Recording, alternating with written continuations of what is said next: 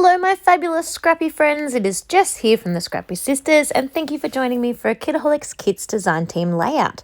This layout is so super simple. So I started off by tracing a mixing bowl to make a big large circle and then hand piecing holes all the way around that circle. You absolutely could do that on your silhouette machine, just whatever suits your fancy. I then did a chain stitch in a yellow floss that ties in with the background, layered up a whole heap of scraps and cut aparts and whatever leftover bits from when I backed my Spaceboy cut file, and just piled it all in underneath my photo. No real rhyme or reason, just to add a little bit of interest considering the rest of the page is quite boring. No other word. But the layout is not boring, just the rest of the page. I then used that super cute cut apart sheet that said every moment matters to sort of be a title for my page, and then added that white with gold striped journaling card in underneath.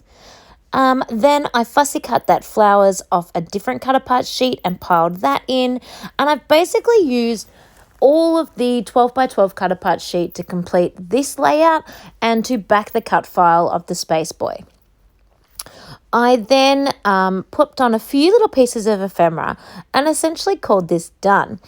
When I looked back on it a couple of days later, I did think that I could add a large, thicker title, maybe in a bit of a navy color, going around the edge of the top left-hand edge of the circle. I'm undecided whether to do that or not, so definitely make sure you pop in the comments down below if you think I should add that title or just leave this be. I'm very much leaning towards adding the title, but I haven't done it yet, so I'd love your input.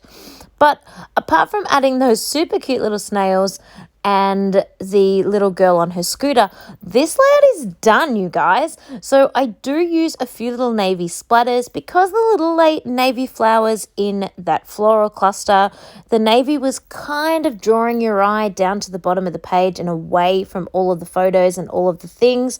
So I thought I need a little bit of navy splatters, especially up sort of in the top between the two photos, kind of near the starfish, because if you don't have anything up there, there's nothing to sort of pull your eye back up again. For those of you worried about that starfish, he was washed right up on the beach when the tide had come in and then gone back out. So I popped him on this little shell and took him over to a rock pool and made sure he was back in his home. I know you're not really supposed to touch them, and I'm not sure if I did him any help or any hindrance, but I promise my heart was absolutely in the right place. Didn't let my boys play with him either because I didn't want him being handled and broken. Even though they can regenerate. You know, if you cut like a worm, cut off one of his legs and he can grow it back again. Not that we want that to happen.